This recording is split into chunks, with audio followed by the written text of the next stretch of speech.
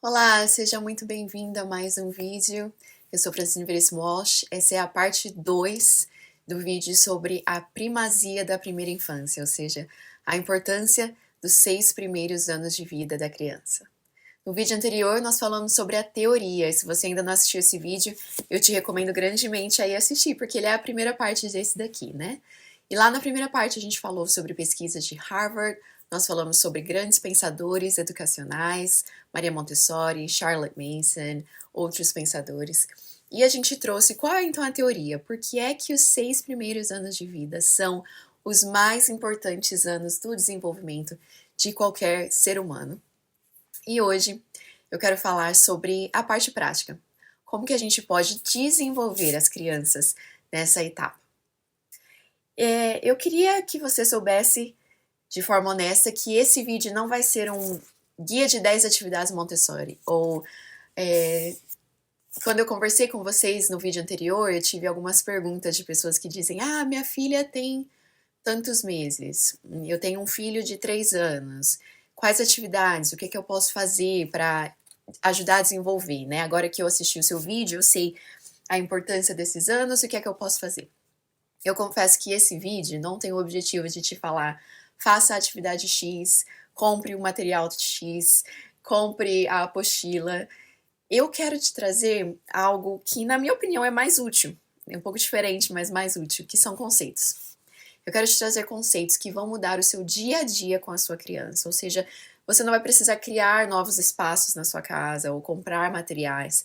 Eu não vou te dar aquilo que nós pedagogos chamamos de escopo e sequência, né? Como é que eu vou fazer com a criança de 0, a criança de 1, de 2, de 3, de 4 e 5, em questão de conteúdo, como é que eu ensino matemática, como é que eu ensino português. Eu não vou te dar tudo isso. Por quê? Primeiro que esse é um vídeo no YouTube, né? A gente tem que fazer um recorte. Segundo, porque, como eu disse, eu acho que te dar conceitos vai ser até mais benéfico para você. E terceiro, porque existem pessoas que fazem isso muito bem. Por exemplo, a Daniela Monteiro, do Vila Montessori, ela é uma amiga minha da vida real. Ela foi minha coordenadora pedagógica quando eu era professora numa escola Montessori. E ela tem algo chamado Vila Montessori, que é um lugar para pais e professores e educadores que querem realmente aprender do zero como colocar a teoria da Maria Montessori em prática com as crianças. Então, ali na Vila Montessori, a Dani vai te dar mesmo o escopo e sequência do método Montessori. Aqui nesse vídeo, eu vou te dar conceitos, tá bom? Combinado? Bom, uma coisa que eu cortei do vídeo anterior, que me falaram depois, eu falei que eu ia dar as minhas credenciais e aí cortei a parte. Parabéns pra mim. Então, vou dar as minhas credenciais nesse vídeo, tá bom? Para quem não me conhece, meu nome é Francine Veríssimo Walsh. Eu sou pedagoga formada há 13 anos pela Unesp de Araraquara. Eu sou psicopedagoga institucional formada pela Universidade Barão de Mauá. E há mais de 10 anos eu estudo e pratico o método Montessori. E também nos últimos 3 anos tenho estudado ferozmente o método Charlotte Mason. E um pouquinho de todas as outras teorias, né? Que é bom sempre a gente ter um pouquinho de cada coisa. Eu também, há 4 anos, 3 ou 4 anos, sou mãe educadora, ou seja, eu faço homeschooling, educação domiciliar com a minha filha aqui no estado do Minnesota, nos Estados Unidos, onde nós moramos. Tá bom? E sou mãe de 2, né? Uma de 6, a altura desse vídeo, uma de 6 e uma de 2. Bom, essas são as minhas credenciais. Vamos começar? Primeiro conceito que eu quero trazer para vocês de como desenvolver a criança de 0 a 6 anos é um conceito chamado Serve and Return. A tradução seria mais ou menos um saque e retorno. A ideia é uma ideia do jogo de tênis, né? Que é o saque e o retorno. É uma ideia que vem sendo apresentada e desenvolvida por várias teorias, mas especificamente pelo Harvard Center of the Developing Child, que a gente falou no nosso vídeo anterior, né? E eu creio que ela seja uma das principais ideias que a gente vai falar aqui nesse vídeo. Por quê? Ela é completamente respaldada pela ciência, mas também muito acessível a qualquer pai e mãe que queira ajudar a sua criança, independente de renda, de escolaridade, enfim, de condição de vida. Então a analogia, ela é a analogia do tênis. O vai e o volta. O vai e a volta, né? Alguém saca, alguém devolve.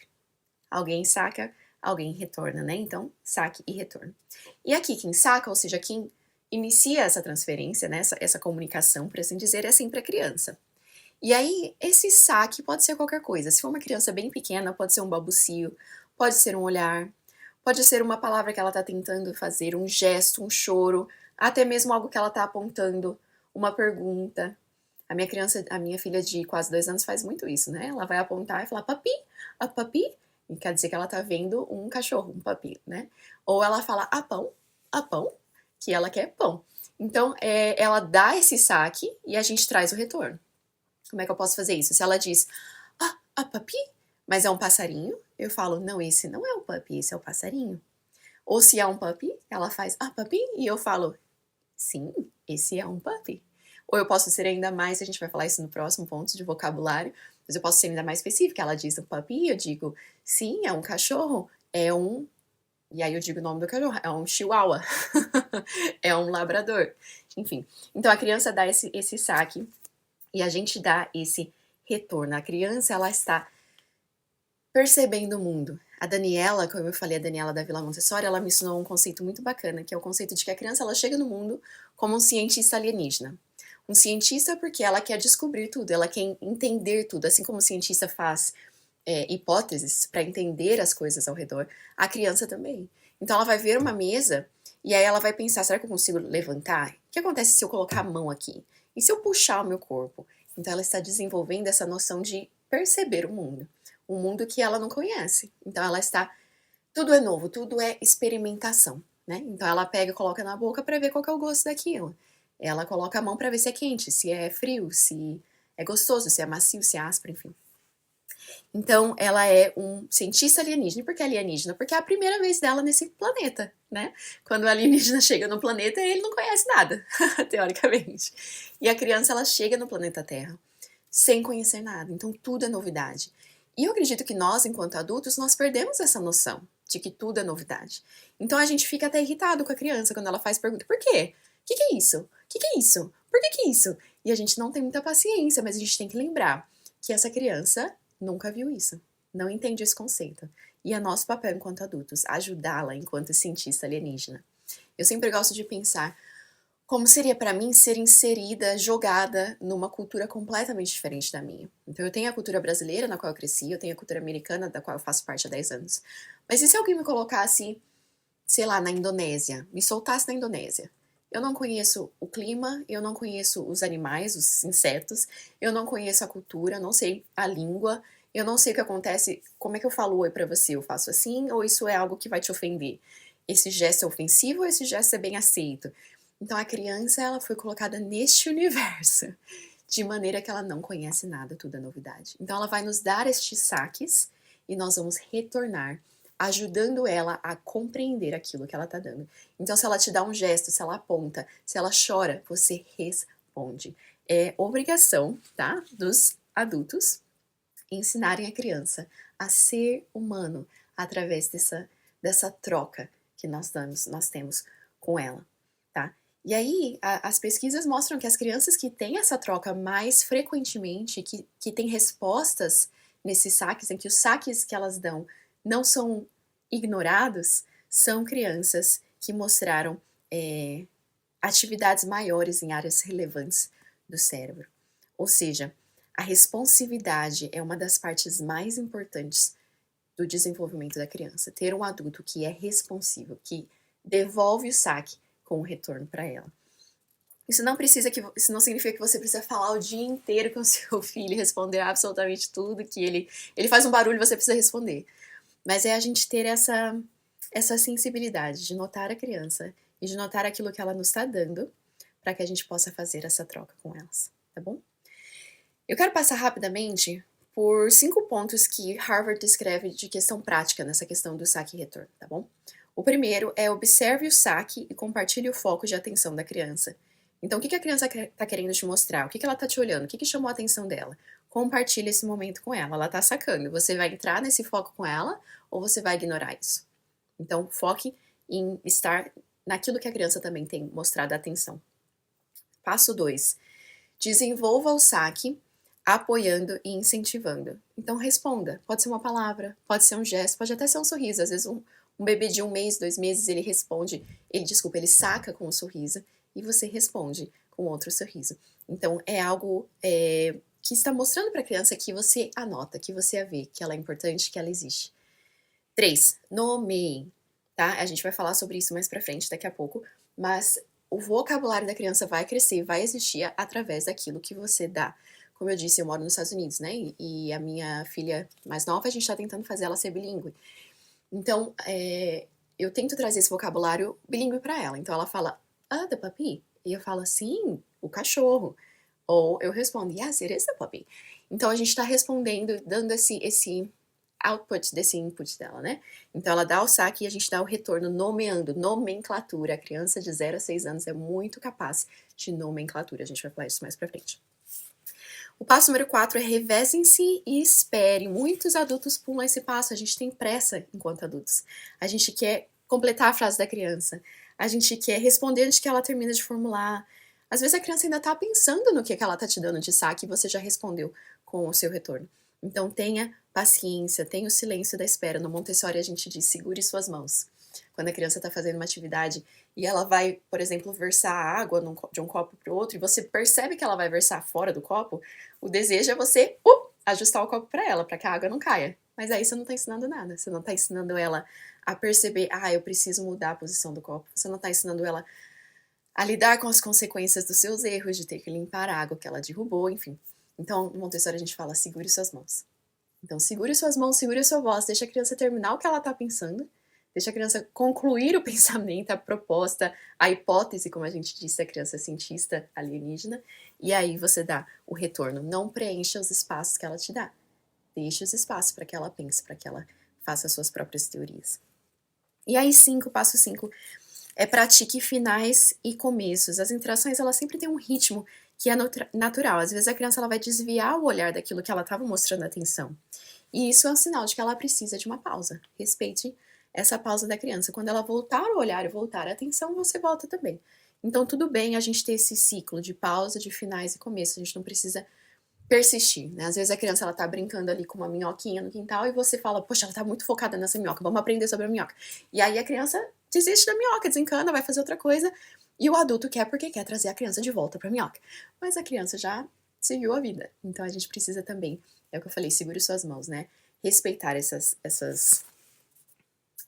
saques que as crianças nos dão. Bom, a gente não precisa somente, em questão de nomenclatura, a gente não precisa somente nomear objetos, mas também a gente pode nomear situações, emoções, intenções. Nós somos os tradutores da criança pequena. Por exemplo, a gente pode dizer, eu acho que você tá com fome. Será que você tá com fome? Me parece que você tá começando a ficar cansado. Será que é hora da gente dormir? Então você tá ajudando essa criança que, novamente, está aprendendo o que são emoções e como nomeá-las, a saber que quando a minha barriga dói e eu tenho esse vazio, é porque eu estou com fome. Que quando os meus olhos estão pesados e eu começo a coçar, é porque eu estou com sono. Então você está ajudando a criança a criar essa nomenclatura. Eu sei que muitas pessoas, elas acham isso muito bobo, né? Quando você vê um adulto, especialmente em escolas Montessori, que a gente usa muito essa nomenclatura, essa forma de traduzir para a criança, tem gente que acha que é besteira, né? Ai, meu Deus, parece que tá falando, ai, que frescura, conversa com a criança normal. Mas quando você diz, me parece que o João não quer que você coloque a mão no trabalho dele, Pedro. Pode parecer bobo, pode, mas você está ajudando tanto o João a se expressar e dizer eu não quero, quanto o Pedro a entender que o que o João tá gritando, o que o João tá batendo é porque ele não quer que você estrague o trabalho dele. Então, ignora quando as pessoas dizem, nossa, que frescura, parece que a criança é cheia de não me toques, mas você está ajudando uma criança que foi colocada nesse mundo e que é tua responsabilidade, enquanto pai, educador, ensiná-la, tá? Então não tenha medo de ajudar essa criança a nomear emoções, a nomear situações. Esse barulho é alto. Será que vai chover? Eu acho que foi um trovão. Você está ajudando a criança. Essa criança não sabe o que é trovão. A criança não sabe o que foi esse barulho. A criança não sabe o que é chuva. Então, a gente precisa ser os tradutores. Outro dia eu tava no quintal, fiz um barulho muito alto porque um jato tinha acabado de passar. E a minha criança pequena, a mais velha, já tem noção, porque ela tem 6 anos, ela já passou por essa tradução de isso é um jato. Mas a de 2 anos nunca tinha ouvido um jato. Então ela veio correndo, com medo de que foi isso. E aí ela viu na minha expressão e da minha filha mais velha que tava tudo bem. E a gente falou, não, tudo bem, foi só um jato. Ó, esse é um jato. Entendeu? Então não tenha medo de ser esse tradutor do mundo para a criança. Isso é uma das coisas que eu acho mais importantes que os adultos podem fazer pelas suas crianças. Tanto ajudar nos conflitos em traduzir, me parece que ela não gostou que você fez isso, quanto ajudar ela a entender o mundo ao redor. Bom, agora vem uma boa notícia. Se você talvez tenha assistido o vídeo anterior e pensado, nossa, mas Francine, eu trabalho o dia inteiro, eu não tenho como desenvolver a minha criança nesses anos, porque você está chamando de principais. As pesquisas sugerem que ser responsivo em cerca de 50% das vezes já é suficiente para criar uma criança segura e bem desenvolvida. Ou seja, você não precisa ser perfeito. Se você faz esse saque e retorno, você já está fazendo muito pela sua criança. Bom, vamos lá. Então a gente viu saque e retorno. O segundo conceito que eu quero trazer para você, um ambiente rico em linguagem, tá? Existe um estudo que talvez seja um estudo mais citado em desenvolvimento de literatura na criança, que chama o estudo de Hart and Risley, dos anos 90, tá bom? Que mostrou uma coisa que foi chocante. Aos 3 anos de idade, as crianças com lares que são linguisticamente ricos já tinham ouvido milhões de palavras a mais do que crianças de lares com menos riqueza linguística. O que isso quer dizer? Que nós precisamos conversar com as crianças e usar uma linguagem boa. Não precisamos conversar com criança desse jeito e pegar as palavras e a gente muda a palavra. Por que a gente faz isso, gente? Por que eu tô falando palavra e não palavra? Nós somos a forma como essa criança vai entender a linguagem, a forma como essa criança vai aprender vocabulário. Eu não preciso ver o cachorro e falar, au, au, au, au, au, au. Não, eu falo, esse é um cachorro. A criança sabe o que é um cachorro. Ela pode aprender cachorro tanto quanto ela pode aprender a palavra au, au, certo? Então, é nosso papel a gente ter esse ambiente rico em linguagem. Então, é narrativa. Narre o que você tá fazendo. Narre o que ela tá fazendo. Outro dia, meu marido tava fazendo café, a minha filha de 2 anos ficou absorvida naquilo ali. E aí ele foi falando, ó, agora eu vou esquentar a água. Agora a água vai aqui, eu vou colocar o pó do café. Ó, agora o café vai sair daqui. Você tá dando pra ela todas essas palavras, esses conceitos, ajudando ela a compreender o mundo através da narrativa. Olha, a gente vai colocar o seu sapato. Agora é hora de ir na igreja. Vamos colocar a roupa de ir na igreja? Vamos pentear o seu cabelo? Vamos escovar os seus dentes? Todas essas coisas que, novamente, parecem bobas, mas são tão importantes para o desenvolvimento de um bom vocabulário para a criança. A gente lê em voz alta todo dia, qualquer livro, em qualquer momento que você tenha 10 minutos para ler um livro com a sua criança, você está criando um vocabulário rico para ela. Não simplifique a linguagem, tá bom? Numa sala Montessori, por exemplo, eu tenho um material aqui, que é um material de sólidos geométricos. E minha filha tinha 3 anos e meio, eu acho, quando a gente começou a aprender os sólidos geométricos. Então a gente não aprendia assim, essa é a bola. A gente aprendia, essa é a esfera. Essa é a esfera. Essa é a pirâmide de base triangular. Essa é a pirâmide de base quadrangular. E a gente dá esses nomes reais, porque a criança, ela tem capacidade de aprender. A criança, ela tem crianças que quando elas são inseridas e ensinadas até 5 línguas, elas aprendem 5 línguas. Então a sua criança é capaz de aprender cachorro e não au-au, tá bom? Não vamos subestimar nossas crianças, vamos criar ambientes com grande qualidade de vocabulário e literatura, tá bom? Bom, vamos lá. Então a gente falou sobre o serve e return, né? O servir e o retorno, o saque e o retorno. Depois a gente falou sobre ambientes ricos em linguagem. Agora nós vamos falar sobre brincar, que não é só brincar. O que significa? A gente tem muitos pais que acreditam que brincar é o oposto de aprender. Eu já recebi muito disso. A minha criança não foca quando eu sinto com ela para ensinar, ela não foca, ela só quer saber de brincar. Que bom, é brincando que a criança de 0 a 6 anos aprende, tá? Só que não é qualquer brincadeira, tá? Nós precisamos de brincadeiras específicas. O brincar, ele não é fútil, o brincar, ele aprimora a função cognitiva da criança, ele promove a função executiva da criança. A função executiva, ela é o conjunto de habilidades cognitivas que prediz o sucesso na escola, no trabalho, nos relacionamentos, muito mais do que QI, muito mais do que notas. Por quê? É a memória, é o controle inibitório e a flexibilidade cognitiva. E onde é que a criança desenvolve tudo isso? Brincando. tá? Eu vou te dar um exemplo concreto de como isso faz sentido, tá bom? Por exemplo, a gente vê uma criança de 4 anos e ela tá brincando de médico ali com um amigo. Ela precisa, para isso, ela monta um roteiro na cabeça dela. Ela lembra o que significa ser médico. Ela foi no médico, então ela lembra, ela traz à memória o que o médico faz. Ela sabe que o médico precisa ter um médico, tem que ter o paciente, tem que ter um termômetro, tem que ter uma criança, tem que ter o remédio, enfim. Ela suprime os seus próprios impulsos, ela tá aprendendo a se socializar quando ela tá brincando com esse amigo. Eu quero ser o médico, mas agora é a sua vez, então eu vou ter que deixar você ser o médico, senão você não vai querer mais brincar comigo. Então eu tô aprendendo regras sociais. E ela tá adaptando o roteiro, ela tá tendo essa flexibilidade cognitiva. O meu amigo agora, ele quer ser o paciente. Eu queria dar vacina, mas ele não quer brincar de dar vacina, ele quer fingir que quebrou o pé. Então eu vou adaptar o meu roteiro, que eu já tinha programado, para agora fazer um roteiro no qual a gente trabalha com essa questão nova de ele ter quebrado o pé. Então tudo isso está acontecendo, todas essas funções executivas estão sendo exercitadas com essa brincadeira. Com aquilo que a gente às vezes falaria, a criança não tá aprendendo, ela tá brincando. Mas ela está aprendendo e muito, tá? Nessa etapa pré-escolar, a brincadeira é essencial, tá? Tanto no jogo de faz de conta, quanto no jogo com regras. Ambos são necessários e importantes para o desenvolvimento. Tanto a brincadeira livre, em que a criança pode brincar daquilo que ela quiser, quanto na intervenção do adulto de mostrar, olha, vamos brincar de pega-pega, que é um jogo específico, que é um jogo que tem regras, que é um jogo que você precisa seguir as regras, porque senão ninguém mais vai querer brincar com você. Todas essas situações são benéficas para a criança, ambas essas situações são benéficas. Então, quando você deixa a brincadeira acontecer, sem interromper porque você quer ensinar alguma coisa, você está permitindo que a sua criança tenha essa liberdade de se desenvolver, tá bom? E significa que você também não precisa brincar com ela o tempo todo. A gente precisa ter esse momento do adulto com a criança, mas nem todo o tempo. Às vezes os pais se sentem culpados, eu não tô brincando com a minha criança, ela tá largada. Não, ela tá aprendendo a brincar sozinha, isso é muito importante. Ela tá aprendendo a brincar com criança da idade dela, isso é muito importante, tá bom?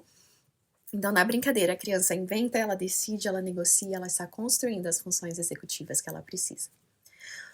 Bom, ponto 4. Vamos falar sobre elefante na sala? Vamos falar sobre telas? Quem acompanha o meu ministério, o meu trabalho há algum tempo, sabe que eu não sou uma pessoa que acredita no zero telas.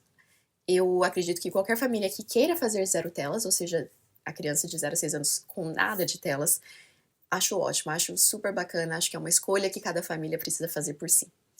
Eu não sou uma família zero telas, a gente não é zero telas aqui em casa. O meu marido, ele é um web designer, então ele trabalha no computador. Eu sou escritora e professora da Bíblia na internet, então eu também trabalho com computador. E nós sempre fomos, enquanto casal, eu e ele, um casal que ama compartilhar de experiências em frente a telas. A gente ama assistir filme, a gente ama assistir série, a gente ama rir junto assistindo algo, a gente ama compartilhar um jogo, um videogame, enfim. Então, para nossa família, a cultura familiar que a gente queria criar, fomentar para nós não queremos ser zero telas, tá? Essa é uma escolha nossa. Muita gente, quando escuta eu dizer isso, acha que eu deixo a minha filha na frente da TV o dia inteiro. Nada poderia ser mais falso. O uso de telas aqui em casa, ele é as duas coisas que eu vou propor para vocês. Intencional e limitado. Intencional e limitado. Intencional em que sentido? As telas, elas estão ali no momento em que elas precisam estar ali. Por exemplo, no meio da tarde, quando minha filha mais nova tira a soneca, a mais velha precisa ficar. Ela tem 1 hora de tempo livre no quarto dela, que a gente chama de hora do descanso. Quando dá o horário de 1 hora, o alarme dela toca, ela pode pegar o tablet por 1 hora. E aí eu tenho 2 horas, enquanto a mais nova dorme, para trabalhar, que é o horário que eu tô fazendo esse aqui para vocês, que é o horário que eu tô criando as minhas aulas, enfim. Que eu tô trabalhando no Frutíferas, que é a minha plataforma de ensino bíblico. Então, na nossa família é importante que ela tenha esse momento intencional de tela para que a mamãe possa trabalhar. Outros momentos intencionais de tela na nossa família. Todo final de semana, de manhã, no sábado e no domingo, a gente assiste alguma série juntas. Geralmente é série de design de casas, né? A pessoa vai lá e transforma a casa de alguém, transforma a sala. Ou uma série sobre natureza, a gente gosta muito de assistir isso. É algo que a gente faz em família. Toda sexta-feira à noite nós assistimos um filme em família. A gente compartilha filmes que eu e o meu marido assistimos quando a gente era criança e a gente ama esses momentos. Então, intencionalidade nesse sentido. Não é qualquer hora, não é porque, vamos deixar ela na frente da tela, é intencional. Ilimitado. ela não tem acesso à TV o dia todo, ela não pode simplesmente ligar a TV e assistir. É somente nos momentos em que a mamãe e o papai disseram que pode. Por que eu tô dizendo isso? Todo mundo tem que fazer exatamente como nós? Não, não tem. Mas o que é importante? Ter essa intencionalidade e ter esse limite. A criança não pode ter acesso total à TV, no momento que ela quiser. Isso não é bom para o desenvolvimento dela. E aí você encontra estudos sobre o quanto é maléfico para a criança esse tempo indeterminado de tela, né? E além disso, o conteúdo importa. Não é qualquer aplicativo que a minha filha tem acesso. Não é qualquer filme ou série que ela tem acesso. Ela nunca tem acesso à internet. A minha filha não tem acesso ao YouTube, não tem acesso ao Instagram, TikTok, ela não pode ficar rolando o feed. Isso eu acho extremamente importante, a gente ter essa noção de que nós somos responsáveis pelo tempo em que elas estão na tela e por aquilo que elas estão vendo na tela. Então, não tem como falar em um vídeo sobre desenvolvimento infantil e não falar sobre tela. Então, para mim, esses são alguns parâmetros que funcionam aqui na nossa família. Bom, vamos terminar rapidinho? A última coisa que eu queria falar é presença e não perfeição. Eu sei que muitos de nós vivem na culpa de que não tenho tempo suficiente para fazer nada com a minha criança, de que ela tá muito tempo na escola, muito tempo na tela. Você não precisa ficar nesse desespero de que eu não tô fazendo nada certo. As pesquisas provam que as crianças que se desenvolvem melhor são as crianças de pais responsivos e presentes, e não de pais perfeitos. Responsivos e presentes. Pais que querem estar olho no olho quando estão juntos. Quando estão juntos, pais que recebem o saque e dão o retorno. Então não é sobre a gente estar com elas 24 horas por dia, não é sobre a gente deixar que a criança vire o centro das nossas existências. Não, a criança ela é parte da nossa família. Ela é parte da nossa casa, da nossa rotina, da nossa vida. Ela é um ministério, ela é um trabalho nosso. Mas nós não temos como esperar a perfeição, porque nós não vamos encontrar perfeição desse lado da eternidade, certo? Então, encontre paz em saber que ninguém está sempre presente, ninguém é perfeito. Nem todo saque você vai dar retorno. E tudo bem. E tudo bem. O que a criança precisa é dessa direção, dessa consistência, desse pai que quer estar presente, que quer estar responsivo. Então vamos lá, o que a gente precisa fazer a partir de hoje para a gente terminar esse vídeo? Vamos lá? Responda aos saques da sua criança. Veja o que ela está dando para você, o que ela está querendo te mostrar que ela está prestando atenção e responda. Não precisa ser uma resposta longa nem perfeita, mas precisa ser intencional. Nomeie o mundo enquanto vocês estão juntos. Ah, olha a borboleta, essa borboleta é laranja. Olha, a mamãe está fazendo um suco de uva. Olha, nós estamos comendo um cachorro quente. Nomeie o mundo enquanto vocês vivem nele juntos. Terceiro, deixe a brincadeira e faz de conta acontecer sem interromper. Segure as suas mãos, deixe a criança brincar. Deixe a criança se desenvolver pela brincadeira. Quarto, leia em voz alta, converse, qualquer livro, todo o tempo, em qualquer tempo. Não precisa ser todo dia, no mesmo horário, só um hábito de estarem juntos lendo. E 5, deixe que as telas sejam intencionais e limitadas. Eu acredito que se você fizer tudo isso que a gente conversa nesse vídeo, você já vai estar desenvolvendo essa criança muito, muito, muito bem. Existem coisas específicas, sim. Existem materiais que ajudam, com certeza. Existem atividades, claro, mas nesse vídeo eu quis dar para você um norte. Existem livros que são uma bênção. Se vocês quiserem, eu posso fazer um novo vídeo em que eu trago alguns dos meus livros preferidos sobre desenvolvimento infantil. Mas eu espero que esse vídeo tenha sido benéfico e útil. Se você assistiu até aqui, foi uma bênção para você. Compartilha com algum outro pai, alguma outra mãe, algum professor, alguém que tem criança nas suas vidas. E eu espero que eles cheguem em quantas famílias Deus quiser que eles cheguem, tá bom? Até o nosso próximo vídeo. Obrigada por estar até aqui. Não deixa de dar um like, se inscrever no canal e até mais.